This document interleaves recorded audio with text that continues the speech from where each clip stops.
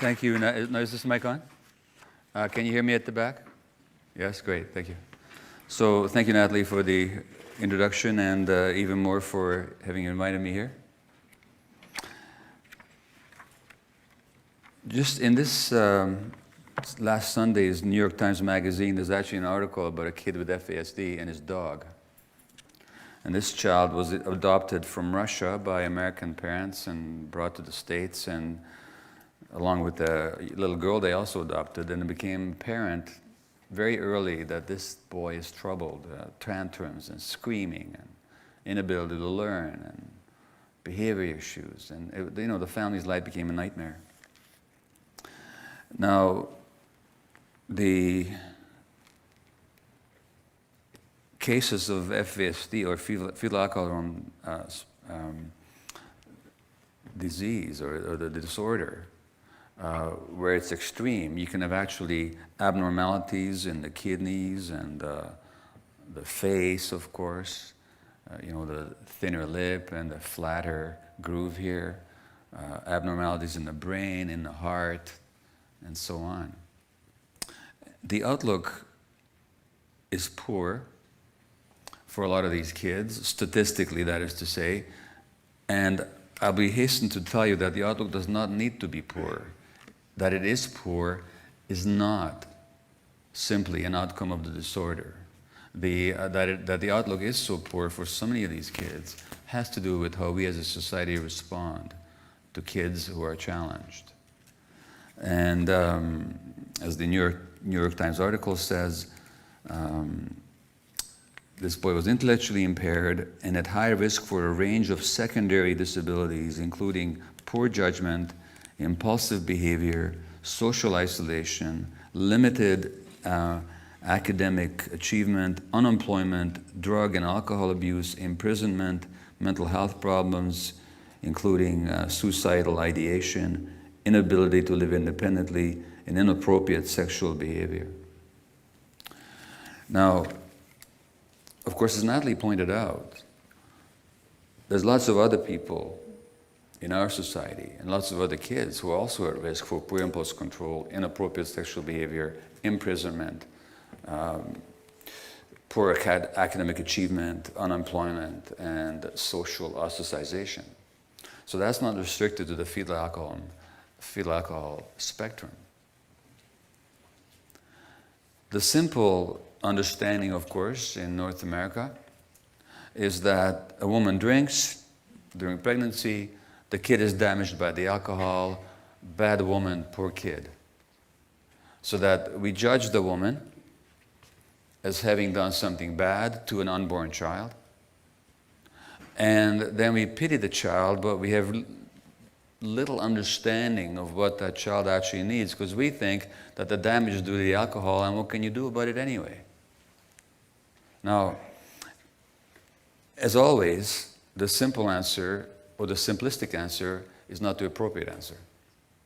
And as Natalie indicated in the introduction, there's another way to look at things, which is the only way to understand any human being and any human activity and any human problem, which is to recognize it in context, which is to recognize the connections between people, the connections between phenomena, and the interaction of the individual with the social environment. We have an interesting situation in Canada, interesting in a rather tragic way, I should say, in that, of course, in the First Nations communities, the fetal alcohol problem is more prevalent than it is in other parts of society. We also have, by the way, the dubious statistic, I say dubious, morally dubious, but unfortunately true, statistic that a disproportionately large number of people who are addicted come from First Nations backgrounds, and the ones who end up in jail. So that in some of the federal jails in Canada, the majority or close to majority of the inmates are actually of First Nations origin, whereas of course they make up only a small percentage of the Canadian population. In the downtown east side, where I worked for 12 years, about 30% of my clients at least would have been First Nations, whereas again, they only make up 2 or 3% of the Canadian population. And of course, we can say, well, you know, that's just a drunken Indian for you. And that's the phrase that we use, isn't it? Now, then we assume that these people are either somehow flawed morally or intellectually. They're just not thinking on their feet, so they drink too much, making a bad choice. Or we might, with a bit more compassion, say, oh, geez, it's too bad. Genetically, they're just predisposed to drink. Poor people, what a shame. But here's the thing that knocks both of those ideas out of the water as soon as you think about it. Before the coming of the Caucasians, there were addictive substances or substances that were potentially addictive in North America. There was, of course, tobacco. There was peyote. There were psychedelic plants. And in some areas of North America, there were alcoholic spirits. Not only did these substances exist, they were also known to the natives, and not only were they known to the natives, they were used by them. But how were they used? They were used ceremonially. They were used spiritually. They were used to take the consciousness to a higher level, which is the very opposite of addiction. The essence of addiction is to bring your consciousness to a lower level so that you don't feel what you don't want to feel. So addiction, including drinking, is an escape. The person who drinks doesn't choose, really, to be dependent on alcohol. I'm talking about the people that drink too much. People drink because they don't like how they feel. People actually drink because they don't enjoy the state of their mind, which is to say the state of their brain. It's too uncomfortable for them. So the use of drugs, any mind-altering substance, unless in the exceptional ceremonial context, under the guidance of elders and tradition and ceremony and ritual, except in those circumstances, the use of substances is pretty much always there because you don't like the way you are or feel or think, and you want to change your brain chemistry so that you alter the state of your mind. And so if you want to understand why people want to alter the state of their minds, it's not enough to talk about genetics, is it? If the problem was genetic, and since that there were all these substances here before the coming of the Caucasians, there should have been a lot of addictions in our First Nation population before the colonial arrival. But there wasn't any addiction. Therefore, we know that it can't be genetic. We also can begin to see that it's not a matter of choice, because if it's a matter of choice, why didn't you choose it before? Instead of using these substances ceremonially with respect in healing, like tobacco was a healer. And tobacco is still used by peoples all around the world, in Latin America, for example, as a healing plant, not as something to escape reality from. So we can understand that our quick judgments about these people somehow made a bad choice, they're stupid, or that they're genetically just susceptible and therefore what can you do? These ideas don't stand up to any kind of scrutiny. And if we actually want to understand why is it that people wish to alter the states of their mind and the chemical balance of their brains through the use of chemicals, we have to ask a simple question. What do the substances do? What do the substances do? Well, basically, what alcohol does is it suppresses one chemical in the brain and enhances another one. And the one that it suppresses is called glutamate, and it's responsible for the excitation of nerve cells in the brain. And the one that it enhances is called GABA, or gamma-aminobutyric acid, GABA, which slows things down. So the person who drinks wants to slow things down, wants to upturn themselves, wants to feel numbed out. In fact, what do we say about somebody who's drunk too much? We say, oh, he's feeling no pain. So the urge to drink, especially in high quantities, is actually a desire to get away from pain. And if that is the case, then the question we have to ask is not why the alcohol or why the drug, but why the pain? And now if we understand that question, we can't look at genetics or choices, because nobody chooses to be in pain, and there's no genetic predisposition to pain. What there is people's life experience. In short, the answer to the dilemma of drinking or any other substance use can only come if we examine people's lives. Now, once we start to examine people's lives, of course, we have to look at the larger picture. Because no baby is born independently or could survive independently. Children are born into a culture, they're born into a society, they're born into an economic situation, they're born into a whole set of circumstances which they didn't choose and over which they have no control.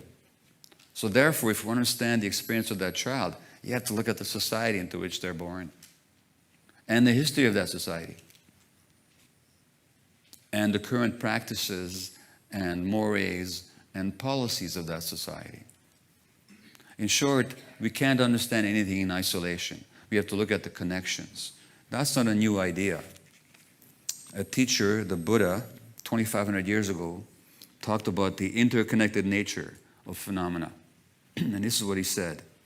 Contemplate the nature of interconnected arising, which is that everything is caused by everything else, during every moment. When you look at a leaf or a raindrop, meditate on all the conditions, near and distant, that have contributed to the presence of that leaf or raindrop. Know that the world is woven of interconnected strands. This is because that is. This is not because that is not. This is born because that is born. This dies because that dies. The birth and death of any phenomena are connected to the birth and death of all other phenomena. The one contains the many, and the many contains the one. Without the one, there cannot be the many, and without the many, there cannot be the one. Now, that wisdom of the interconnected of all interconnection and interconnected being of all phenomena and all creatures and all existence is, of course, not restricted to Buddhist thinking. It's a core value in native teachings as well, as you know. And the question we really have to ask is, how do we get from a situation? There was a study last year at Notre Dame University in the States. They looked at which societies are best at parenting. Which are the best societies for rearing children? Now, in recent years, I've been to a lot of First Nations communities across Canada, here in BC as well. And I'm not saying this any way to blame, as I'll explain. I'm just describing. And what is true, there's a lot of pain and trauma in these communities. And a lot of the pain and the trauma in these communities is inflicted by the adults on the children.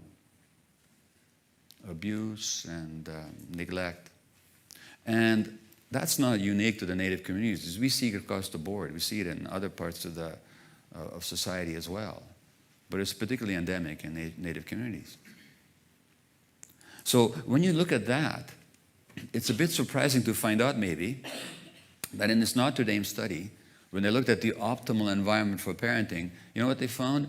The optimal environment for parenting is the hunter-gatherer tribe. Which is to say, the society that Native people here had before the coming of the Caucasians.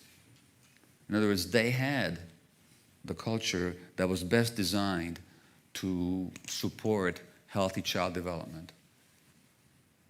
And there's a number of reasons for that. Like one thing they didn't do is they didn't beat their kids.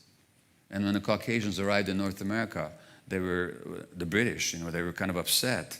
The Puritans, the Christians who came from England, they were kind of upset at the natives at how they parented their kids. And you know why the Puritans were upset?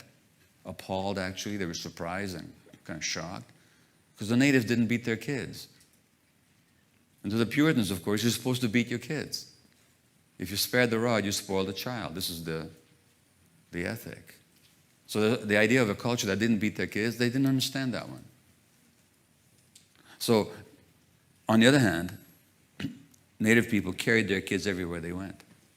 So the kids were never put down. They were never left alone. They were not isolated in kindergartens. They were not left to cry if they were upset. They were picked up right away. In other words, they parented with absolute intuitive, instinctual, nurturing parenting practices. So, not only is it not true that Native people don't know how to parent, the fact is how they parented is superior to the way that most parenting happens in our culture.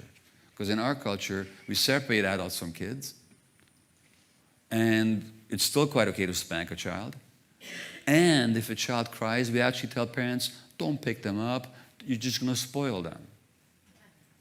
Just the opposite of what the kid actually needs. So if you want to understand how did we go from a culture that parented in the optimal way to something that we see all too often now in First Nations communities, where children are hurt or at least not getting their needs met, we can't understand it if we only look at that culture in isolation. We have to take a really close look at their relationship to the culture that took over here. And of course, I don't know that I have to tell this audience the history of what happened in this country, but I'll say more about it later. But what I am saying now is that if we want to understand why people are drinking, it's because they're in pain, and if we understand why they're in pain, we have to understand their life history. Their life history, not just as individuals, but also their life history as a society. And again, nothing that I'm saying is unique to First Nations peoples, but the suffering and the pain and the historical trauma is more concentrated in those communities than is anywhere else. And didn't create their own trauma. That happened at the hands of other people. And now, who are we then, or who's anybody, to point fingers and say, you drink too much, you hurt your kid? We want to understand that. We really have to look at the history of this country and also the present of this country. Now, specifically when it comes to women drinking,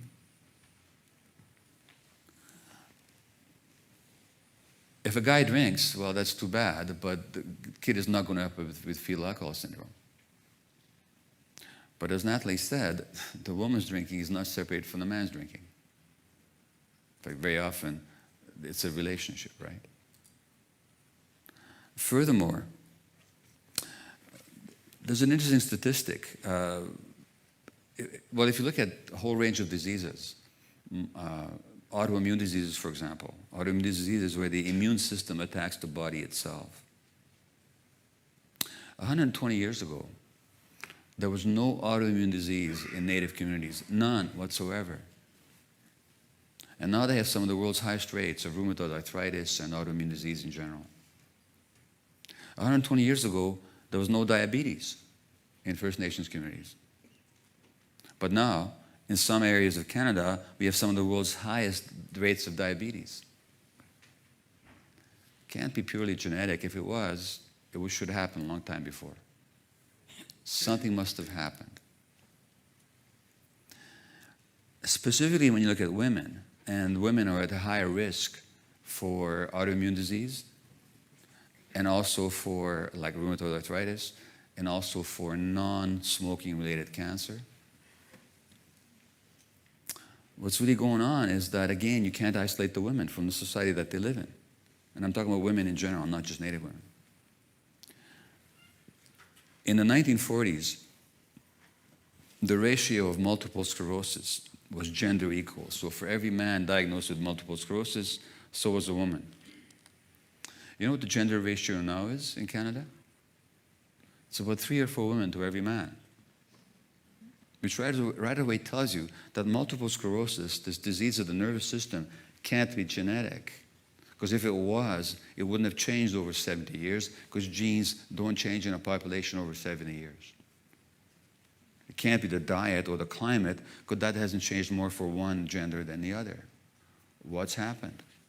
What's happened, of course, I believe, and this is what one of my books is about, is that disease has everything to do with stress. And the stress on women has increased. Now, why has the stress on women increased when we have washing machines and dishwashers and all this kind of stuff? You know? And then the more gadgets we get, and the more, labor-saving devices, the more busy and the more stressed we get.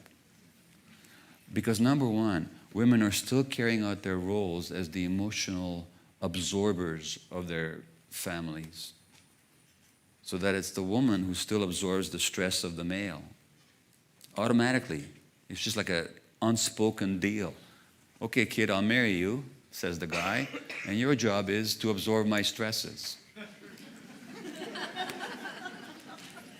And when you get tired of doing that, or too smart to do it, I'll find a younger woman who will do it again for me. You know? Basically, that's the deal. And the women go, yeah, that's great, fantastic, I'll do that.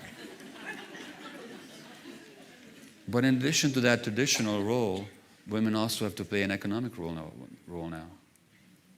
Because families need the income. And third, there's less support. There's less support because the community and the clan and the tribe that the Aboriginal people here had, and that people everywhere used to have, has been, by civilization and industrialization, completely destroyed. So people are much more isolated than they used to be. There's less social cohesion.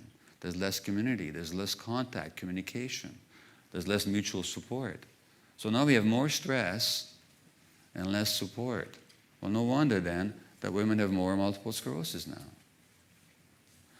It's the same with drinking. So again, if a woman drinks, is that her individual problem?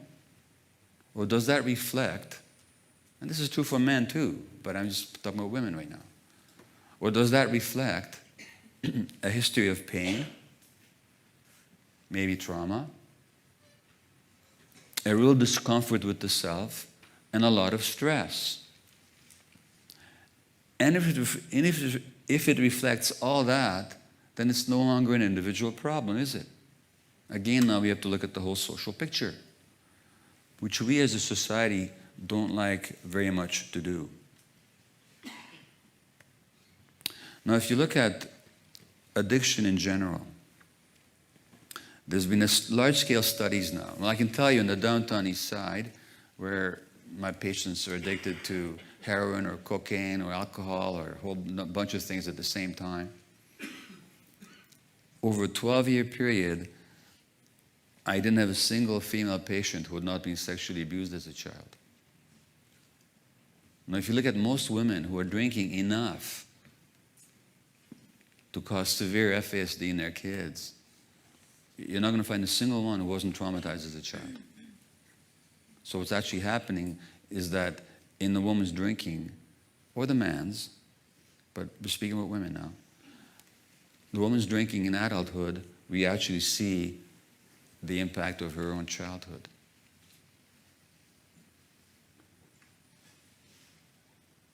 And if she was traumatized as a child,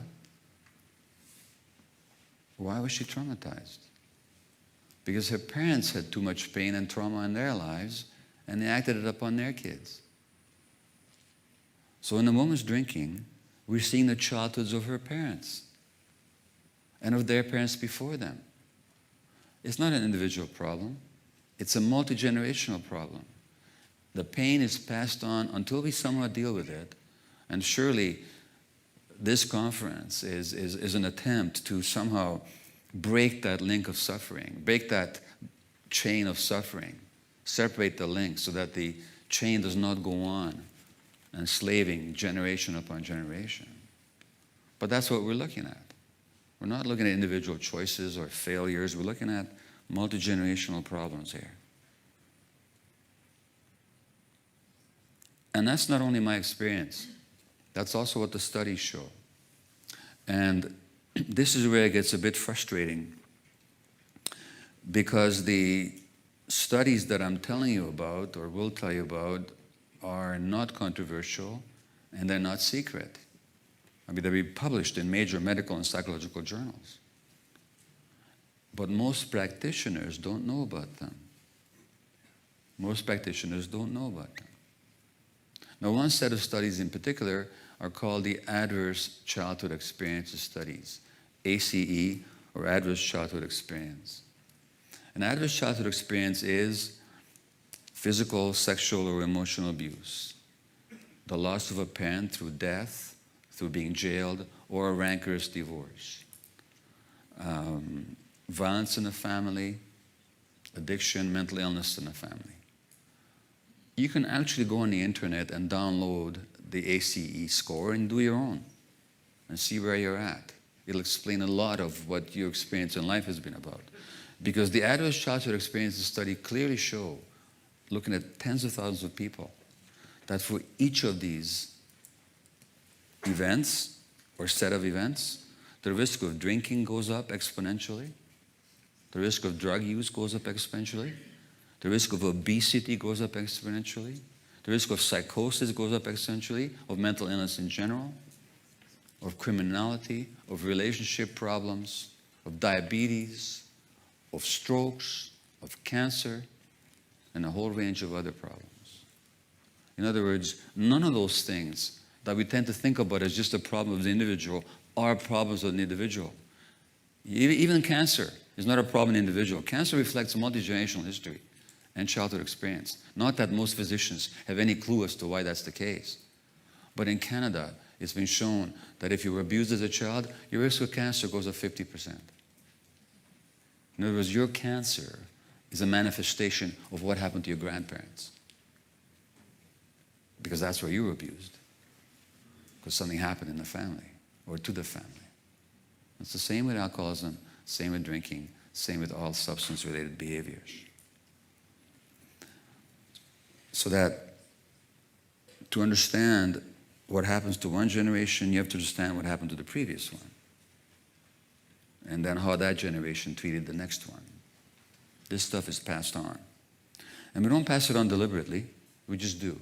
It's just how it is. We can't help it. Until we deal with it, we just pass it on. There's no way around it.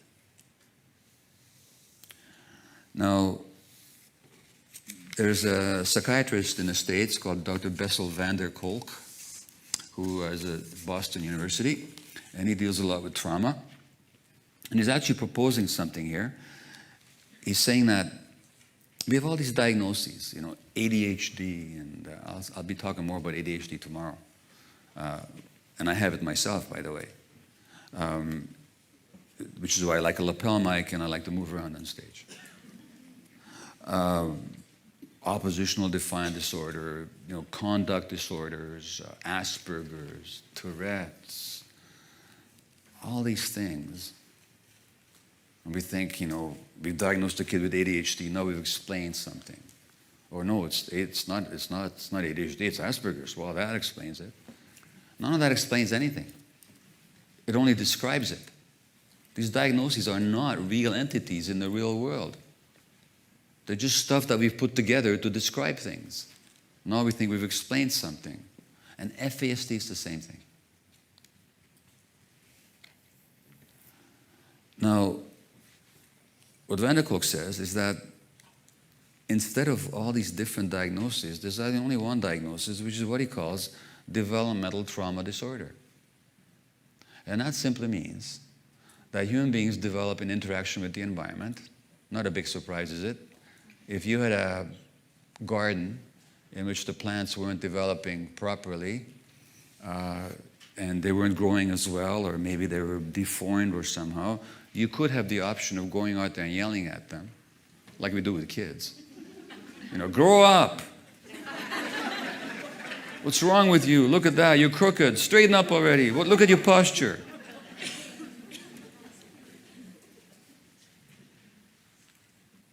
Or we could recognize that if those plants weren't developing properly, there's something wrong with the environment.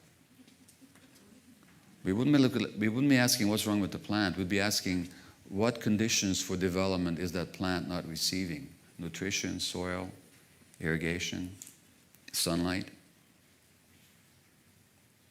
Well, now, we now know from decades of scientific research that the human personality and the human brain itself, the physiology of the human brain itself, develops in interaction with the environment. And for the right kind of development, you need the right kind of conditions. Now, I'll be speaking a lot more about that tomorrow in my workshop on ADHD and FASD. But to make a long story short, the essential condition for the proper development of brain circuits that govern our behavior and our emotional life. So brain circuits that govern our capacity to regulate our impulses so that we're not acting out all the time. Brain circuits that regulate our capacity to balance ourselves emotionally so we don't get too upset when something happens, so we can handle it. Brain circuits that handle our capacity to respond to stress. And other important to pay attention. All these important brain circuits need the right environment. And the essential condition is a non-stress, supportive parenting environment.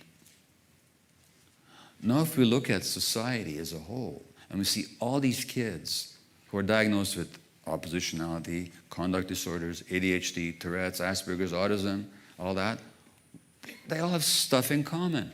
What they have in common is poor impulse control, poor emotional self-regulation. So when they get upset, they show tantrums. They can't stop themselves. Poor social cues. They can't read social cues very well. In other words, all the things that FASD kids don't have either.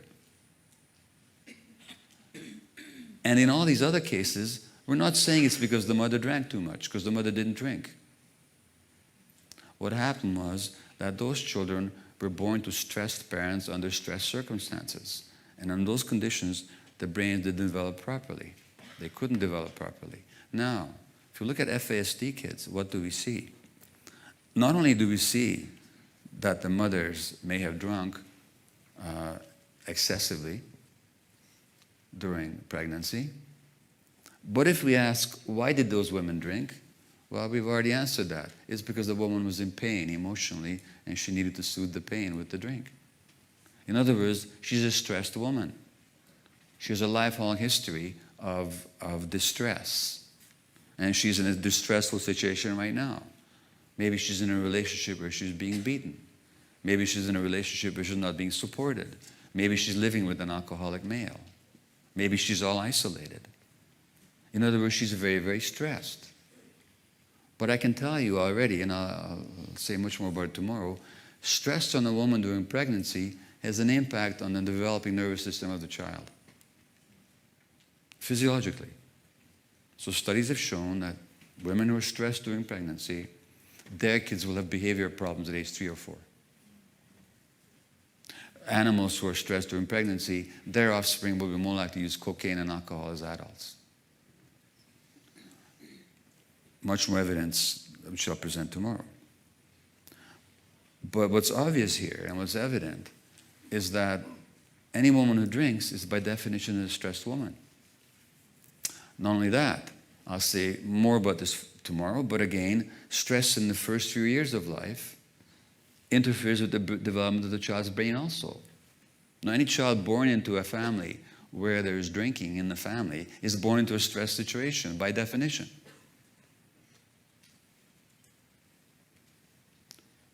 How do we know what is the effect of stress on the developing brain and what is the effect of alcohol? Well, in the case of the kids who've got the facial markings or the brain scan findings or the heart difficulty, heart abnormalities, and so on, caused by the toxin, alcohol, well, you can clearly say that's the alcohol.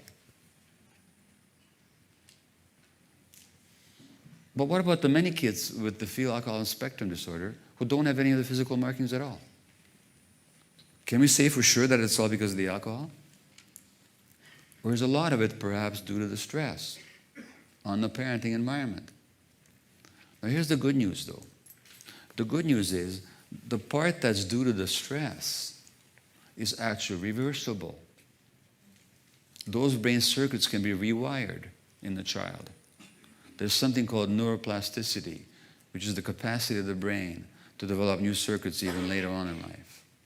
And that capacity is with us all our lives. And we know this from animal studies and human experience, that the brain can rewire. We can see this on brain scans. We can see it on autopsies. So if you give people the right conditions, in fact, you know something? Even those infants who are born with physical brain damage can develop new circuits later on in life. Studies in California have shown this. You take rats and you deliberately brain damage them at birth, but then you expose them to an environment that's supportive and nourishing, they'll actually do a whole lot better. You can take mice where you've knocked out one of their genes that supports learning, but if you give them the right environment, you'd never know that that gene wasn't active in them. They learn just as well as other mice. In other words, there's much more capacity for repair and new development and new functions to arise in the human brain than we actually often credit. But what does that depend on? Well, just like the plant, it depends on the environment. So the key question is, how do we give kids the right kind of environment? And never mind giving up on anybody, because you never know how much development they're capable of until you give them a right environment. Now, the right environment, of course, involves a lot of loving and nurturing. It does not involve fancy techniques, necessarily. It does not involve a whole lot of technology. It involves lots of unconditional, loving attention. And that's what this dog did for this kid. And the point that they make in this article, and this dog is the only creature in that boy's life who does not react negatively when the kid acts out. In fact, he's trained to get in there, and even he can pick up when the kid is going to act out. He senses it and gets in there and tries to cheer the kid up. And, you know, it's amazing. And as the article points out, that when the human brain can relax, then it can learn. So that for learning, you have to have a sense of comfort and safety. And when you've got your emotional needs met, and you're loved and you're accepted, then your brain can relax and it can actually take on the task of learning, acquiring new information, and incorporating that new information. So even this heavily, heavily challenged little boy, who is severely physically affected by the alcohol, even in him, the presence of the dog has meant a completely new lease on life. And he'll always be challenged, but there's capacities in him that nobody would ever known that he had if this dog hadn't been brought into his life, especially a trained dog, by the way. But what the dog can provide is, of course, what ideally human beings could also provide if we weren't screwed up, all of us, which is this unconditional loving acceptance and the sense of intuitive connection. So that's what these kids need. That's also what the women need who drink. Because again, their drinking is no accident. And that causes me, finally, to look at the larger picture again. And that larger picture, again, is Canadian society. Now, a few years ago, our current Prime Minister apologized for the residential schools. You know, I think I've heard everything in the downtown east side and doing my travels, but then something happens and I think, this is impossible. So let me tell you a little story. So last year, about a year ago, I was working with one of the native bands in BC, the Seashell Band. And I was working with a Peruvian plant called ayahuasca, which is a healing plant, one of these healing plants. It's a hallucinogen. Ooh, it gives you visions. Healing visions. And we had a Peruvian shaman working with us, and I was working with supporting that work.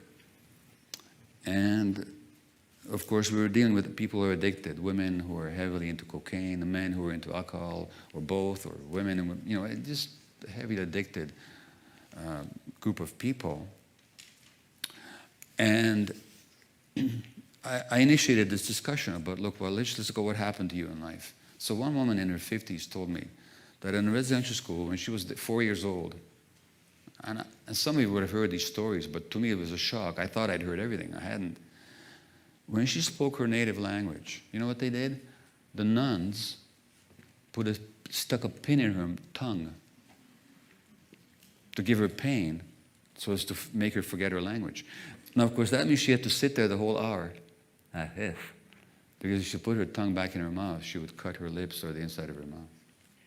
This happened in this province, in this country, within the lifetime of many people in this room. And then we talk about drunken Indians? Then we say, why are they doing this to their kids? You know? And so when this apology came from Mr. Harper, well, that was a good thing. At least they acknowledged what happened. But it's not enough. In fact, I rather thought that the apology was meaningless. The reason it was meaningless is because it's not enough to apologize for something if you're going to keep doing the same thing. Now, it's not that we have residential schools in this country anymore. No, that we don't. So we can safely apologize for that. But we haven't apologized for yet is the destruction of people's ways of life, the destruction of the attempted, not successful, thank God, but the attempted destruction of their culture and the robbery of their resources. And why we haven't apologized for that? Because we're still doing it. Look right now, this northern pipeline that they want to build. The native communities across the north are lining up to oppose it, to express their concerns for their children, for the possible toxic effect, for the destruction, further destruction of their ways of life. And our government says that these people who are saying those things are just foreign agitators. But what does it mean to apologize when you're still going to rob people of what belongs to them? And when you continue to make their lives miserable? Then what do we expect except more addiction? And what's our government's response to that? To the addiction problem and to the fact that people are going to drink and break the law? It's to spend billions of dollars more in jails. So the same government that doesn't have the money for social services and wants to raise the rage for old age pensions because, to save money. What we do have money for is to build more jails and to keep people in jail longer by toughening up the criminal code. And who's going to end up in those jails? Let me read you a paragraph from my book on addiction. Detective Sergeant Paul Gillespie, head of Toronto's Sex Crimes Unit, rescued children from the purveyors of internet pornography. That's what he did. He rescued these kids that were being abused on the internet. As the Globe and Mail reported on his retirement from police work, 6 years at that job had not inured him to the horrors that he witnessed. Paul Gillespie still can't get used to the sounds of crying and pain, says the Globe article, and the graphic videos of children being raped and molested that he has seen all too often on the web. It's beyond horrible to listen to the soundtracks of these movies, said Canada's best-known child porn cop. But it is the silent images of desolate children that tear most at his heart. They're not screaming, just accepting, he said, of the infants captured in his pictures. They have dead eyes. You can tell that their spirit is broken. That's their life. He's talking about 2-year-olds. Those 2-year-olds are going to end up drinking and using drugs. And if that same policeman, think about this one, if that same policeman, instead of quitting the force, transferred to the drug squad, who do you think he'd be chasing in the streets? Those children that he didn't rescue. Because they're the ones who become the addicts. They're the ones who become the alcoholics.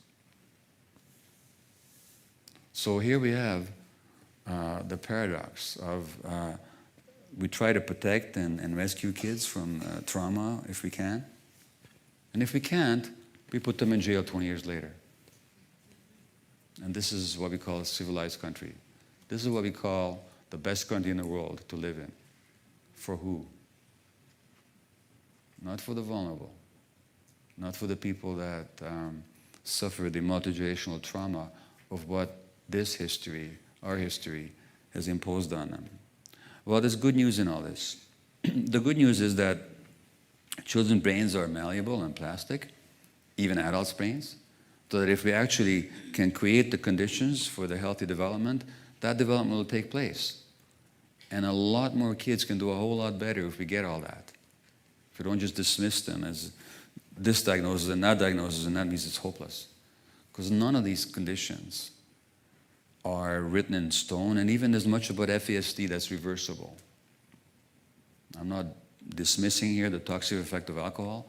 I'm just saying there's a lot there besides that, and that's what Natalie said in the first place, that there's a lot of continuity between these conditions and a lot of similarity, and so that the approach has to be also similar, which is to recognize that underlying all of them, including fetal alcohol spectrum disorder, there's a lot of childhood stress and trauma, multi-generational, and if we go to work on supporting these families and helping these families and helping these children, and in our schools and kindergartens and institutions, and especially if we ever had the wisdom to stop spending the money in the utterly inhumane and non-productive and from every angle useless, worse than useless, criminalization of people who use substances because they're too much in pain, well, we could actually get somewhere. And finally, when I look at the qualities or the teachings of traditional cultures around the world, whether in Peru or in North America or in Canada or in BC, what do we find? We see a recognition of the interconnection of things. We see the importance of connection to the land, of being grounded. We see the importance of nature. We see forgiveness. We see witnessing of one another's pain. We see listening. We see inclusion. We see restorative justice. We see ceremony.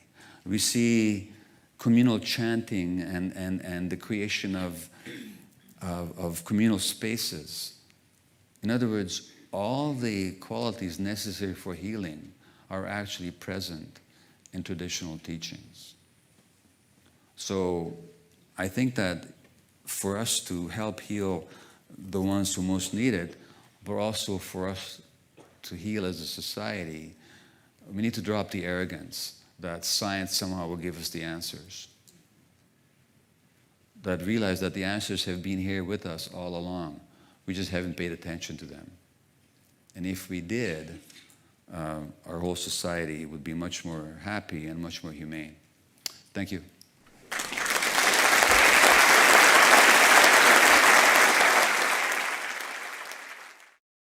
If I could live my life over again, I'd live it very differently. You know, if I could parent them again, I'd not be the same person. Because although I didn't have an alcohol or any substance addiction, I was a workaholic. And I wasn't around for my kids emotionally.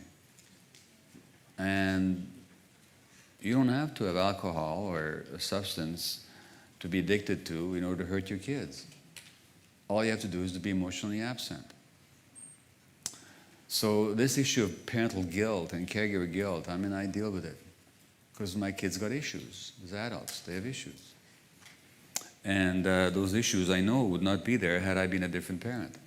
That's just the reality. That's how it is. But if I look at it objectively, did I choose to be that way, or is there something driving me that I wasn't aware of? Maybe I had some pain that I was trying to drown through my work. Maybe I felt not wanted in this world because of stuff that happened to me early in life, and then my way of compensating was to make myself a really busy doctor. So people would then want my services. They didn't want me, at least they want my services. So I did that. But as a result, my kids didn't get the attention they needed. Now, guilt. Was I guilty of anything? No, I did my best given who I was, but that's who I was. That's the first point. The second point is that, well, the second point is simply that people do their best. And we're human beings. And so, you know, we have all this love and compassion in our hearts, but sometimes we don't project that. Sometimes we project impatience or frustration or anger or even rejection. And we don't mean to. That's not our intention. It's just how we're wired. Not that we're born that way, but that's how we became wired.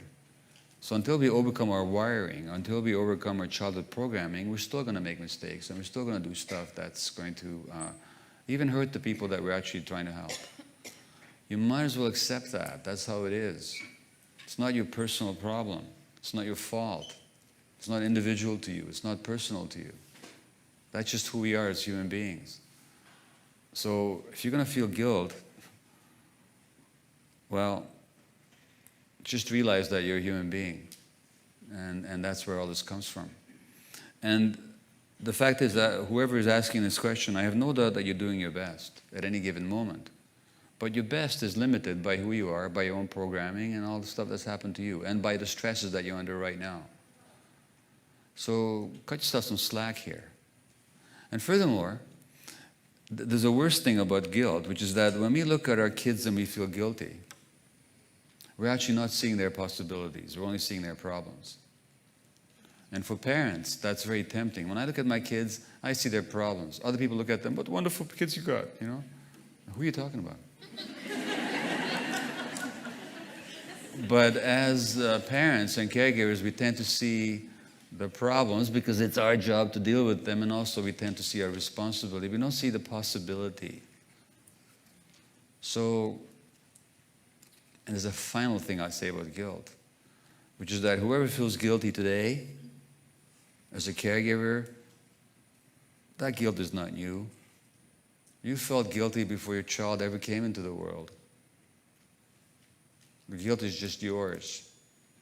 And most of the time we feel guilty, it's because as children we learn to feel guilty because we failed at the most important thing that we took on, which is impossible.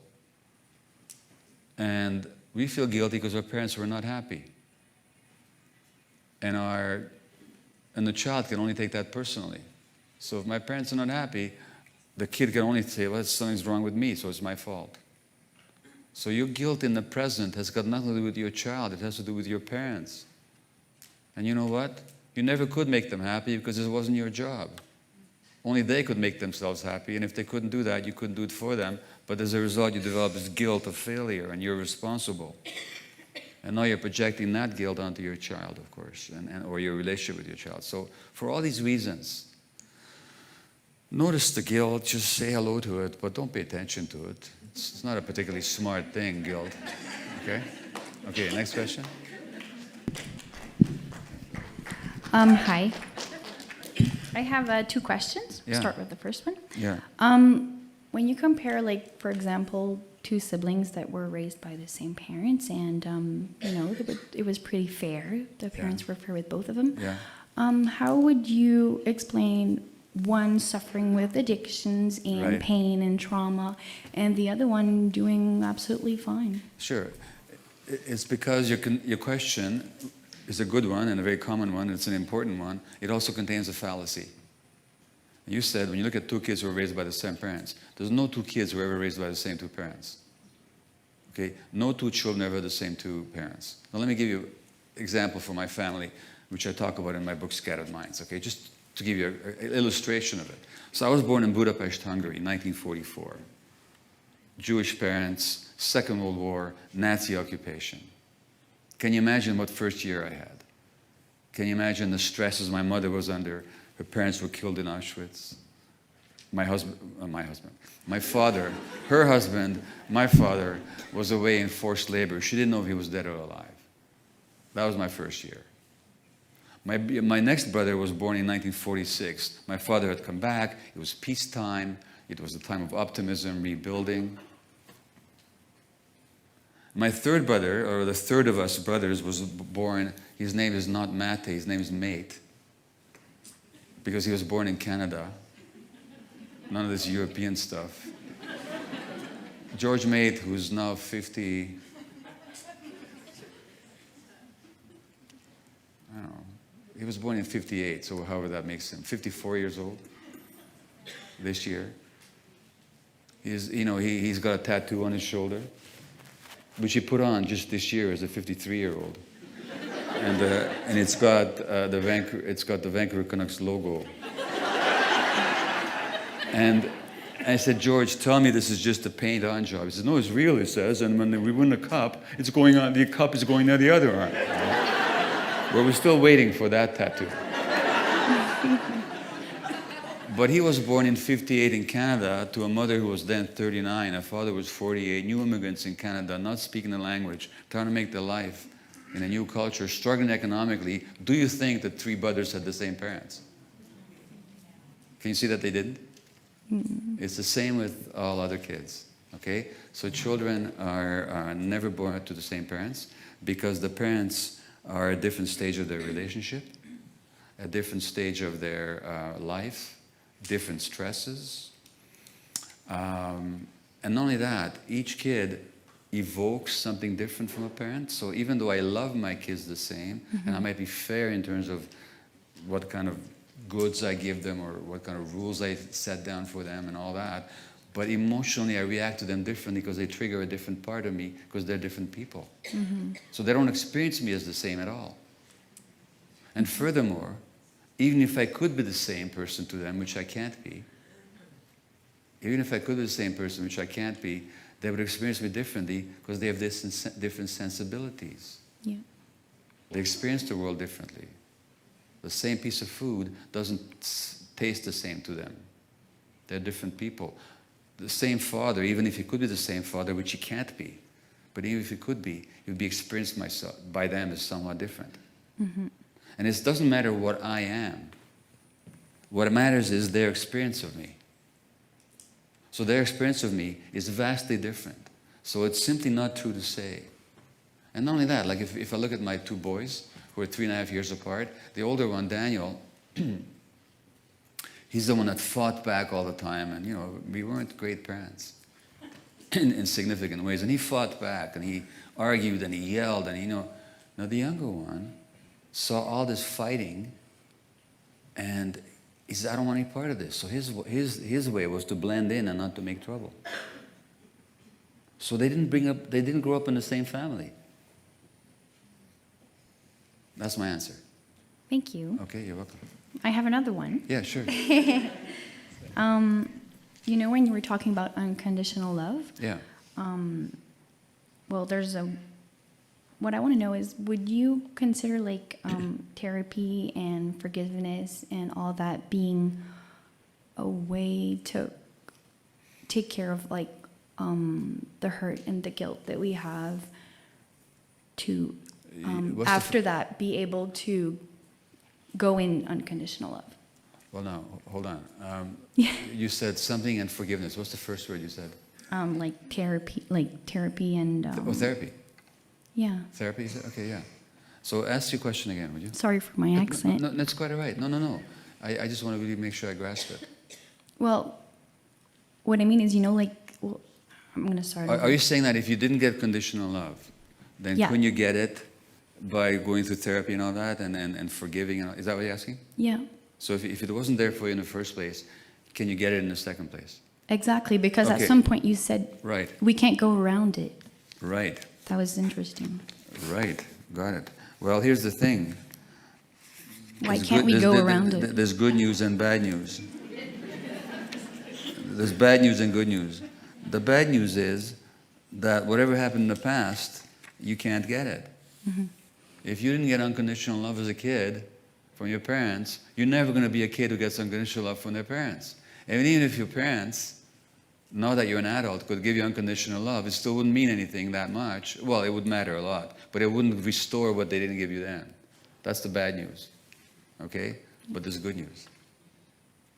The good news is that the big problem isn't how much your parents loved you or they didn't. The problem is that because they couldn't love you the way you needed to be, you lost touch with yourself. That's the good news. Do you see why that's good news? Because you can take control now. You can get in touch with yourself again. Okay, so let me read you a quote by a teacher that I think is great. He says, "The fundamental thing that happened and the greatest calamity is not that there was no love or support. The greater calamity, which was caused by that first calamity, is that you lost the connection to your own essence. That is much more important than whether or not your mother or father loved you." So, because, no, it's not that I didn't love my kids, but love is not, the love that the child needs is not the emotion that the parent experiences. The love that the child needs is being accepted unconditionally and being understood. And whatever love I felt for my kids, which is a lot, it didn't translate into unconditional acceptance and seeing them for who they were, because I wasn't capable of that, because I didn't have that kind of relationship with myself. Mm-hmm. So I couldn't do that. So when the child isn't seen and understood and accepted, then they don't see themselves, then they don't understand themselves, then they don't accept themselves. That's the big tragedy. Otherwise it wouldn't matter. But the good news is that you can reconnect. We can come to understand ourselves, accept ourselves, and honor ourselves in the present. And when we're able to do that, then what happened 20 years ago or 30 years ago just doesn't matter anymore. So the answer is yes, for that reason. Okay? Thank you. You're welcome. Hi. Good evening. I want to say thank you for coming. I'm honored to listen to you speak tonight, Thank Doctor. Very engaging speaker, and you have a lot of interesting perspectives on things. I'd like to know, from your perspective, your idea. We talk about FASD being rampant in a lot of First Nations communities, and for us who are frontline workers, service providers working with these people, whom we see briefly, we may only see a glimpse of. What can we do to best support these people in helping to break that cycle? And the second part to that question is, what is your vision in, I don't want to say curing, but eliminating the pain and the trauma for these people? Well, you can't eliminate it if it happened. You can do your best so that it isn't passed on. That's what you mean, I suppose. That it's not passed on to future generations. I think that a lot of, this is my perception from the outside, and I could be corrected on this, but my perception is that a lot of necessary energy in First Nations communities has gone to trying to get redress from governments, treaty rights, and redress for past wrongs and all that. And that's important work. But that's not going to finish anytime soon. That struggle is going to go on for a long time yet, just because governments aren't ready to do what's right. And they're not ready to do what's right because the economic stakes are too high. So that struggle is going to go on for a long, long time yet. It's a necessary one. But there's work inside the communities that need to take place. And I think that the communities have to deal with the trauma. They got to deal with it openly. They got to start talking about it. Not just the trauma that was inflicted on them by the residential schools. Yes, that needs to be talked about loudly and much more clearly. People need to hear each other's stories and witness each other's experience. That's important. But we also need to talk about the trauma that as a result of that first trauma is now being passed on within the communities by community members onto each other. Now, if we don't confront that issue, nothing's going to happen. The biggest barrier to that happening, I think, is the tremendous shame that's around that. You know, you're ashamed if you're you're ashamed if you're a victim of sexual abuse, and you're ashamed if you're a perpetrator of it. Now, of course, it needs to be understood that the victim is completely not at fault. It needs to be also understood that the perpetrator is also not at fault. Because the perpetrator is the victim themselves who just unconsciously acted out their pain on some other person. So we have to depersonalize it. We have to take the shame away. And we have to be open about what happened and what's happening. So it's a long discussion that we could embark upon in response to your question. But I think the fundamental issue is you got to look at how it is and talk about it openly and publicly without blame, without pointing fingers, but as a necessary step towards healing. And I think that this is where the traditions can be so strong. Because again, the tradition is all about restorative justice. It's about inclusion, not about exclusion. It's about forgiveness rather than punishment. So that has to be reinvigorated, that whole tradition. And then in the context of that tradition of acceptance and non-blame and non-punishment, the abuse and the traumatization has to be talked about openly. Okay? Thank you. Thank you. Hi. My question is, like with the FAS, with a lot of alcoholism in the communities and the cocaine use, now there's prescription drug abuse. There's a lot of gabapentin, gravel, and Tylenol with codeine. That's a high rate of use through pregnancy. Is there any studies done on that? Or? I'm not, I didn't know that anybody uses gabapentin addictively. Are you saying that they do? Yeah, it's a really high in the northern communities, gabapentin. Okay.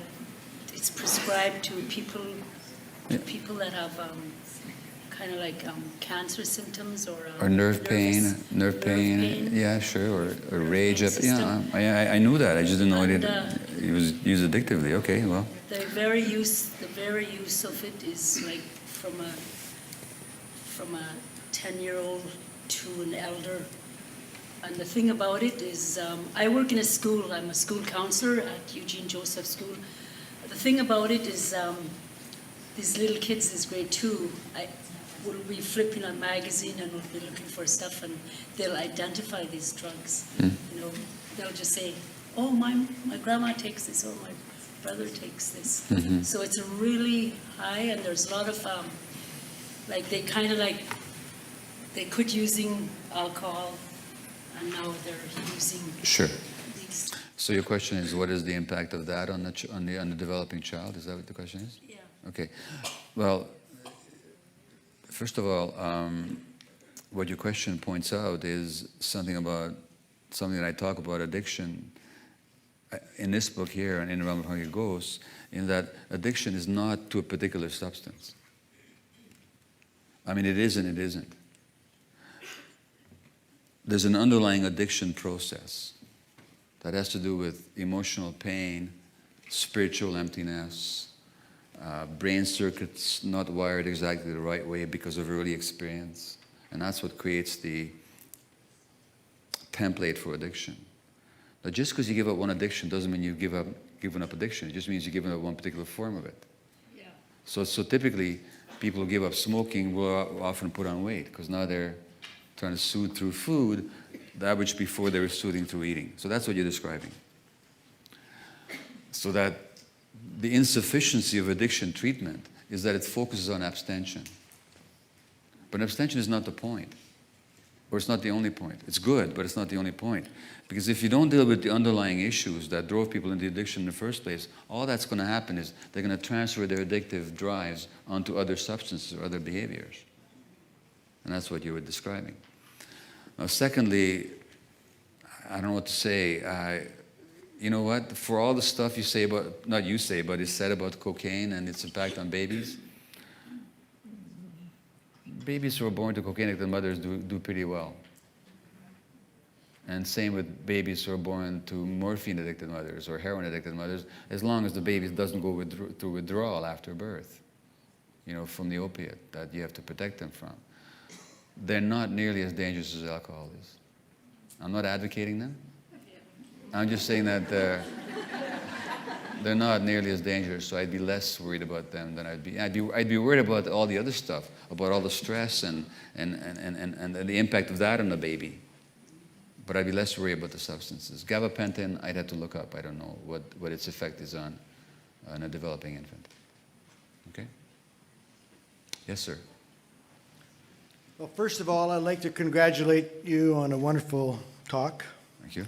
Presented a lot of ideas. The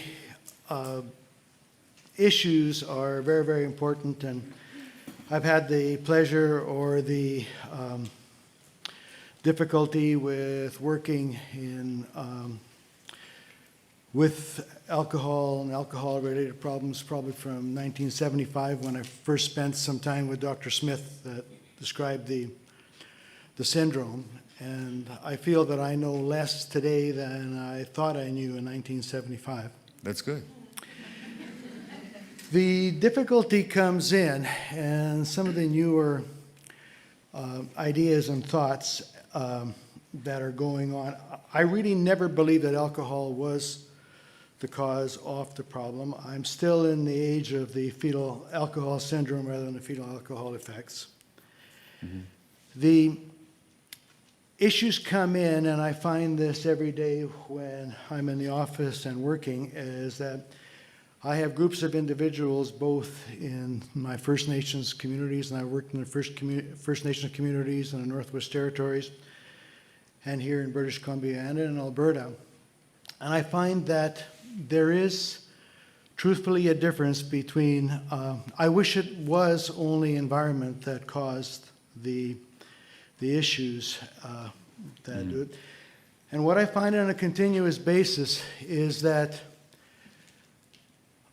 there is survivors, and the survivors many times have nothing to do with what has been done in the early years and the early formative years of the child.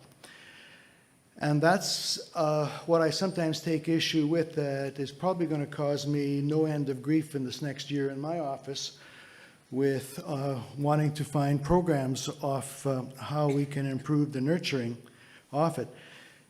The unfortunate part is I have seen nurturing in both ways, in the most exquisite nurturing of a child and in the family, and some of the most difficult nurturing issues on it. And I don't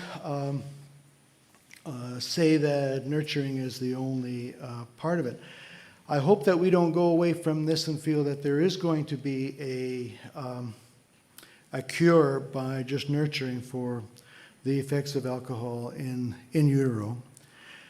And I like that better, of the effects of alcohol in utero, than the fetal alcohol syndrome, because I think that there's something else that's affecting it. The difficulty that I have, and that I have seen over the years, is the effect of the alcohol on the infant when it is formed, unfortunately, and depending on the time sequence of the gestational development of the child. Some of our mothers are affected by alcohol in their mothers. Mm-hmm. And that is the difficulty that I have, that I cannot resolve in my thoughts and my feelings. But I just hope that we don't. And the effect of the sperm, we thought that the sperm had no effect, but now we know that 4 months before conception, the sperm has what the sperm is bathed in does have an effect on the genetic development of the child.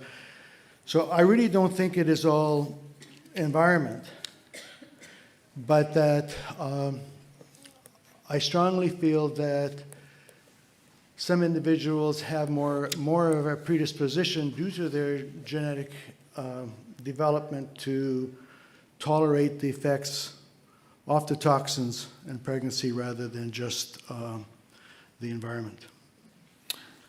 Thank you for that very thoughtful commentary. I'd like to respond by, first of all, agreeing with you that it's certainly not all the environment, and it can't be. And certainly I didn't mean to imply, and I hope you didn't hear me imply, that alcohol itself is not a toxin that also physiologically affects babies. Of course it does. And that's a major problem. Nor would I make an argument against genetic predispositions. Clearly there are genetic predispositions, and they also play a role. However, I can't do anything about the effects of the toxic effects of alcohol. That's done. I can't do anything about genetic predisposition. That's also done.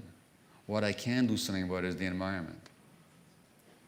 And so why not concentrate on the part that's actually fixable, or at least where there's significant transformation can take place, as we know. That's my whole point. So it's not a matter of ignoring the factors that you articulate. It's that it's a question of where do we wish to focus our energies. And furthermore, even genes, as you're probably aware, are turned on and off by the environment. So there was a study out of UBC a few months ago that they looked at 150 genes in adolescents. 120 had been affected in their expression, in their function, by stresses on the mother in the child's first year or two of life.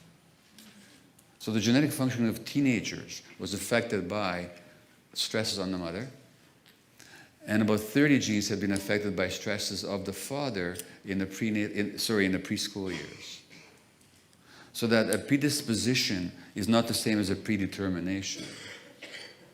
So as long as we keep all that in mind, there's absolutely no disagreement between us. I'm again just interested in focusing on that part that we can most effectively and positively work with. And that's all. And I think that certainly in medical practice and in social policy, we've far too much ignored the environment. And we tend to respond only to symptoms or to manifestations rather than underlying issues. And I can tell you that certainly with ADHD kids, and I also believe with FASD, with fetal alcohol spectrum kids, the stress in the family not only helped to create the problem in the first place, but also maintains it in the second place. So if I'm working with a family of a child with ADHD, it's not just a question of how do I change the child's brain chemistry through some stimulant, but also how do I help that family deal with the stresses that they're dealing with, so that that's very sensitive child, who by the way is genetically probably hypersensitive and predisposed as a result to suffer the effects of whatever happens. How with that sensitive child do we change the environment in the family itself, so that although you can't undo the past, you can certainly work on the present. So that would be my response to your very appropriate and well-put question. Yeah. Hi. I just wanted to say thank you for this, what you've given us about being Aboriginal women and the history of our people and the struggles we've had. Because I think what you've said we already know about. We knew about the way we used to parent a long time ago, Right. and how the changes have happened. I am a mother of 6, and 3 of my children have been diagnosed with ARD. I drank in the beginning of my pregnancies.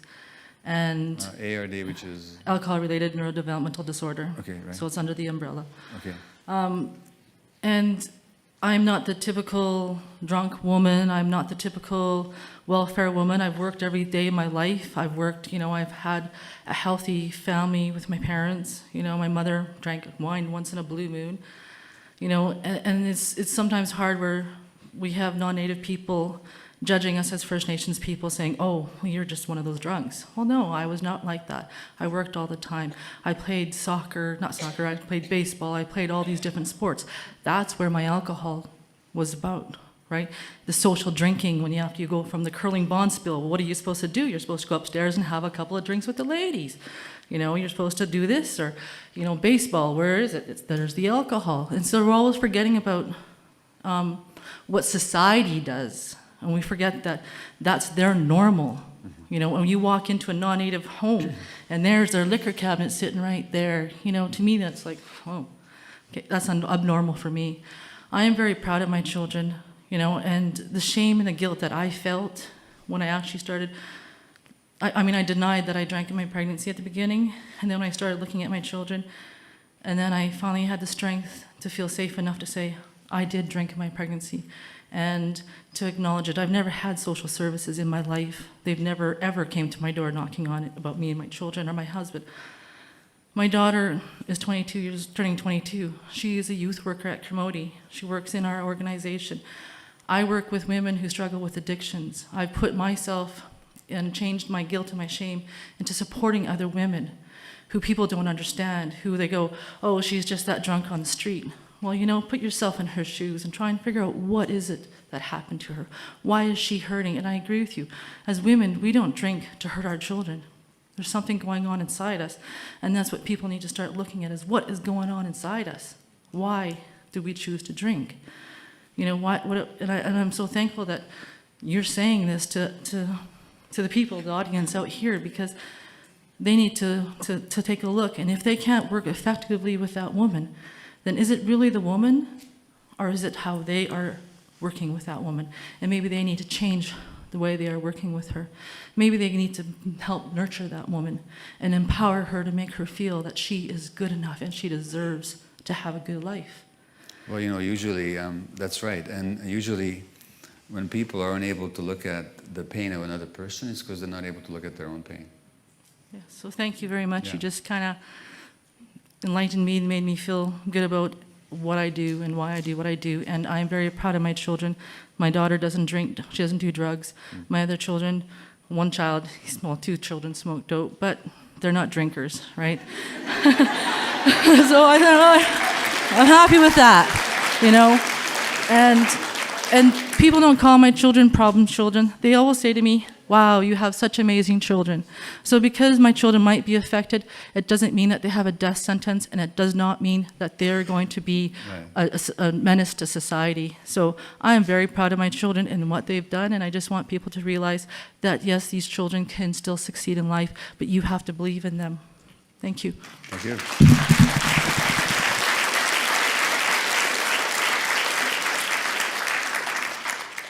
Hi. Thank you for coming. I work with many community groups along this whole highway from Vanderhoof to Prince Rupert on organizing against racism and hate. And a lot of what we do is very underfunded, very what I'm hearing, we work. Well, you have to keep your priorities straight. Yeah. The priorities, I know. Jails are far more important. I know. And we work with a very small budget, but what I'm hearing from you tonight is that in a lot of what we do is we work in communities and we try to talk about segregation and oppression, but also about inclusion and what that really means. Yeah. And how it means, especially in small communities where we have resources that are so limited and groups that may work in isolation from one another. Yeah. I want to know, in hearing what you're saying, it sounds like it's almost prevention if we can create healthier, more united communities that recognize some of the very big, different worlds we live in. It's not almost prevention. It is. That is prevention. Do you have examples of where you've seen organizations come together and look at it in that holistic model?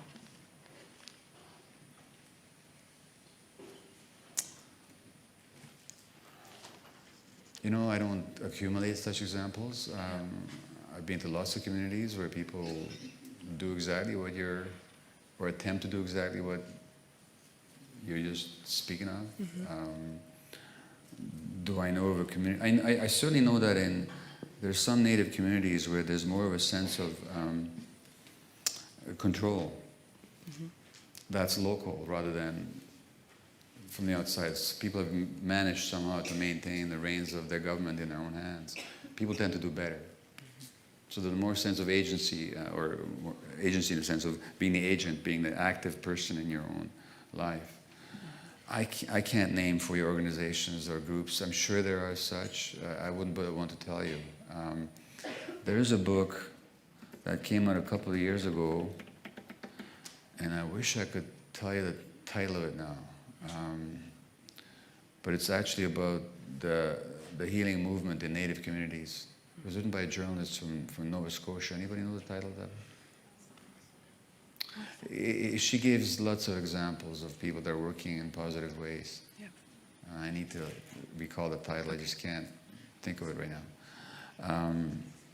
So no, I can't give you names of specific organizations, but I've met lots of people who are working in that direction and who understand the importance of it. And I've seen lots of examples of success on small, micro levels. I've not seen a whole city or a whole community where this has actually been adopted. I haven't seen that, no. Okay. Okay? Thank you. So, all right. Sure. I have a question. I have a 4-year-old son Yeah. who just got diagnosed with the ARND plus the severe ADHD. Okay. How would you give a parent like me to deal with him when I don't have the ARND, but I have the ADD and ADHD? Yeah, well, so do I. And my daughter doesn't have any of it, and to deal with her and to deal with him and to try to get her to understand why he's so different and why she needs patience. Okay. You mean your son's sister, is that right? Yes, my son's sister. How old is your son is 4 years old? My son's And 4-year-old. your sister? His sister will be 7 in August. Don't even try. First of all, it's not her responsibility. But because of the No, violence, don't even ex- she's seen don't- the don't- violence in the home. Don't explain anything to her because it's not fair to her. The situation is not fair to her. She didn't choose it. Okay. All this attention that the younger one gets and all the family energy that goes into just dealing with his issues, and she's being ignored. No. No, well, she feels that way. Yeah, she feels that way. Yeah, I know, that's what I'm saying. Okay. Don't try to argue her out of it because she's not a parent, she's not an adult. Just listen to her and feel and validate her feelings. Yeah, this really feels lovely to you, doesn't it? He's getting all the attention. Terrible. You must feel terrible. No, just listen to her. Okay. Accept her feelings. They're totally valid. She'll come to understand it intellectually when she gets older. But to try and explain to her now is to try and make her into an adult before her time. Okay. And that's to put a burden on her that she just can't carry. And if she does, it'll make her sick. Because she'll take on responsibility that's not hers. Okay. Okay, however, so you need to be a parent to her. And that means listening to her and validating her and giving her as much only time as you possibly can find time for. Not that she asks for, but that you volunteer. Okay. Because if you give her attention that she asks for, she never knows why she's getting it. Am I getting it because I demand it, or am I getting it because mommy really wants to give it to me? So just stuff her full of attention until it's coming out of her ears. Okay. Okay? Whenever you got the energy and the time.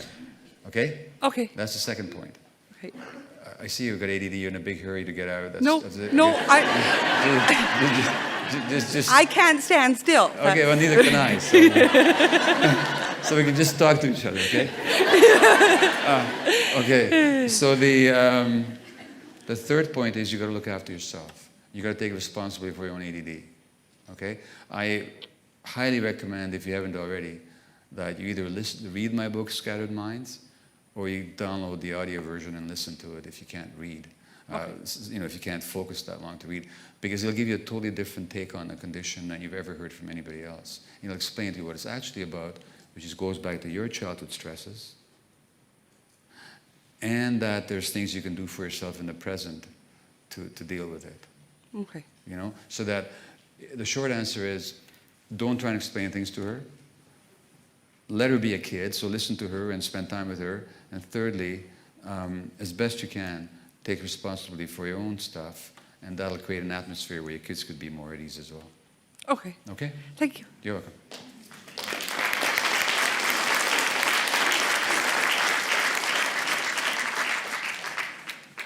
All right, going once. One more question, yeah? I want to know your perspective on Ritalin. Ritalin? My perspective on Ritalin?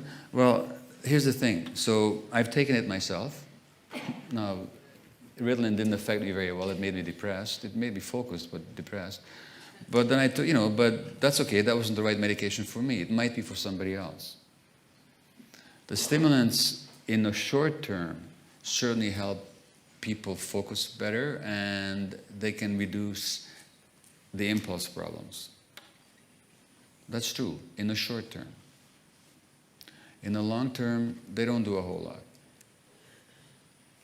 Because all they are is they're temporary agents that change the brain chemistry of the child as long as they're in the system. Now, if we understand ADD to be not a disease that the child inherits, which it isn't, contrary to all the opinion otherwise, the scientific proof for that is zero, if you look at it properly. If you understand that ADD, and I'll say much more about this tomorrow, is a problem of development, because the conditions weren't right, therefore, in children who are especially are predisposed, if the conditions aren't right, you're going to get a certain, failure of development, but that the long-term solution is development itself, then the question we'd be asking is not how do we control symptoms in the short term, but how do we promote development in the long term. So having said that, I'm not against medications, but I'm certainly against what's happening with the medications. The number of prescriptions for stimulants in Canada in the last 5 years has gone up 43%. Most of the time that a child is diagnosed, all that happens is that they get a prescription. Nobody talks to the parents about developmental issues, but we don't look at it that way. A few short rules. No kid should be forced to take any kind of medication, because not just because it's an invasion of their bodies, but also because no child should get the impression that the only way they're acceptable to adults is if they're medicated. That's not a message we should be conveying to any child. No child should be taking medications that give them bad side effects, like stomach aches or anxiety or headaches or poor sleep or loss of appetite. And I've seen kids on medications for a long time with all those side effects. Because what we're looking at is not the child's experience, but the child's behavior. Well, he's behaving better, it's good for him. Meanwhile, the child is suffering. Now, some children can take the medication beautifully with no side effects, with only positive effects. That's great. In the right dose, in the right hands, that's a good thing. But whether we give medication or not, we should not think it's the answer. It's not the answer. It's just temporary symptom control. The answer is still in development. That's my take on those medications. And the schools, by the way, should never make it a condition that the child takes medications for them to go to school. If we're in a, and I speak to you as a former high school teacher, which I decided was way too stressful, so I went to medical school instead.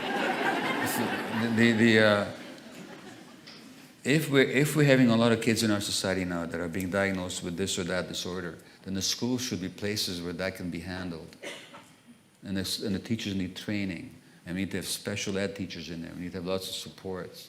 And that's where the money should be going, not on computers, And so that the child should be able to go to school exactly the way he is, and the school should have provisions and programs and support so that the child can be well taken care of in that setting. Now, again, if medications are appropriate, if the child accepts them, and if they help, I'm not against them. Yeah. Dr. Gabor, thank you. Thank you for your presentation. What I'm really grateful about is that you put it into context also about two societies, of a larger society, settler society, Canadian society, as well as Indigenous society. And when we think about it, a lot of the language you're using speaks a lot to colonization and the impacts it has on peoples. And we've often addressed that not only were Indigenous peoples colonized and assimilated, and but also settler society is also colonized to become a Canadian, to to no longer be from a distinct society from other parts of the world, but to become part of this society. So it did produce a great deal of shame, and when I think about decolonization, it kind of gets muddled up because we're working within the confines of colonial structure. We're working in organizations, we're working in townships, regions, we're working in that kind of a framework. And here in Wet'suwet'en society, we had been shown the way for generations, and that was disrupted with residential schools and foster care systems. At present, we see the numbers of children in care this year alone supersedes the number of children that had attended residential school in all of residential school history across Canada. Really? And so what we're looking at is this other issue of what you also framed the context of our resources as peoples. And it's a very difficult concept because we abided by natural laws, and that did not say that we had ownership of nature. It said that we had a relationship with it. And what we're seeing too is that settler society demands more and more and more of what they consider resources to help us pay for our pain and healing. And we then jostle position and fill those positions and spend that money, meanwhile still being disenfranchised from the land and from where we truly belong, especially from our natural laws. So I guess my question is also about trauma-related incidences in all of mainstream society, whether it's a settler society or Indigenous society. And the question is more for the room, like how we can see ourselves, kind of remove ourselves from that colonial construct and include ourselves in nature and include ourselves in natural law, because that's where all of our people have come from before. So what we have a major challenge in doing all of this is finding that time. You've described Indigenous societies and how close they were to their children. And what we see today is every generation in our families is separated throughout most of the week. And our social capital is diminished because society says, hey, configure yourselves differently so you can produce, so you can continue to take from nature and give to us, and we'll give you money in return, and you can spend it on your communities and keep working in that framework.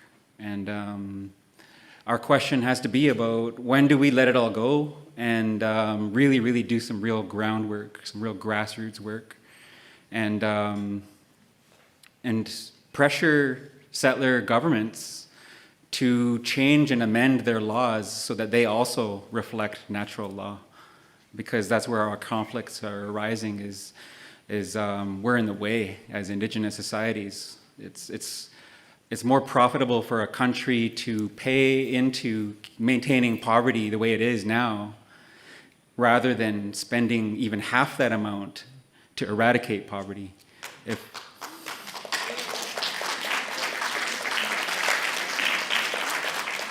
So that's our conflict right now is where do we begin? When do we let this all go and stop trying to fit roles that don't belong to us? They're not of our design.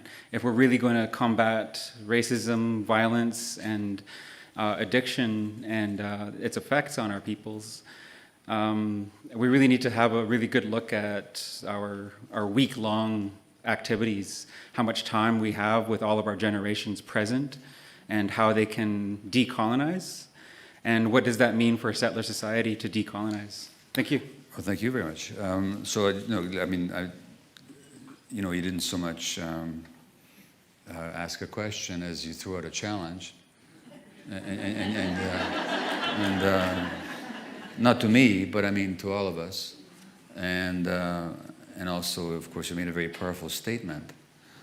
So I won't reiterate what you said because it doesn't need for me to add anything to it. I just make a couple of quick points.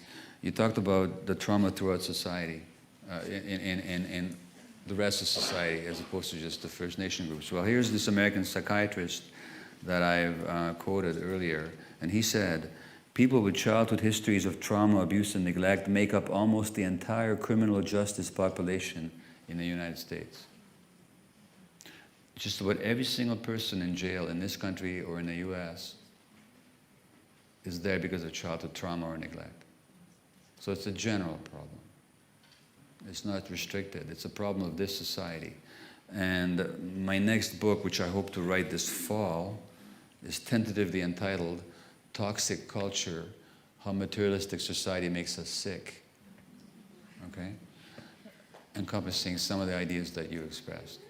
The second point is that what you said about how we spend our time and away from our kids, and then, you know, well, this book, I don't know if you're familiar with, I co-wrote it. It's not my work, it's the work of a friend of mine, a wonderful psychologist, Gordon Neufeld, who, he's probably been up here, has he not? Yeah, he's been here, yeah. So Gordon and I wrote this book together, and he talks about how we've lost the connection with our kids because of all the factors that you talked about.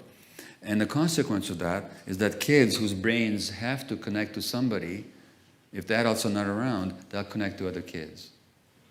And so now for the first time in history, you've got kids being the major influence on each other's development. I'll say much more about that tomorrow, but that's a direct consequence of the factors you described. And that book is called Hold On to Your Kids, and it's a major problem throughout society. So kids are meant to be initiated into the adult world by elders and adults, and now they're being initiated into the world by peers. And of course, when it comes to drug use specifically, the commonest context for beginning drug use is in the peer group. And all that's because kids have lost their adult attachments, and they lost their adult attachments because economically we've broken up those family and village and neighborhood structures that held kids safe in a context of adult relationships. Hi. May I just make one last comment on that part of it, is that I hope that we don't get the impression that this is a First Nations problem. This is a societal, worldwide problem. I've worked in the Soviet Union, all over the place. This Absolutely. is a world problem. Not only it's indigenous to our earth. Absolutely. And of course, if you look at countries like Greece right now, because of the economic crisis that the kind bankers of Europe have thrust upon Greece, now there's more suicides in Greece in the last half year and more alcoholism. And that means there'll be more kids born with fetal alcohol problem. And in the Soviet Union, of course, there's been a tremendous rise in alcoholism for economic, social reasons, and for reasons of dislocation and disruption of communities that we've talked about. Of course, you're going to do the same thing, see the same thing over there. The reason I keep or emphasize the First Nations connection is obviously because of this area and this country. And but that doesn't make it a uniquely First Nation problem. You're quite right, and they just happen to be manifesting it more tragically, perhaps statistically, than other segments of the population. But it's a human problem. It's a human problem, which might be a good note to end this conversation on, that we're dealing with a human problem here, and it's something that can't be differentiated into, as Natalie said in the beginning, into race or class or so on. It's a human problem. It's a problem of human pain and human suffering, and therefore the solution has to be humanity. Thank you.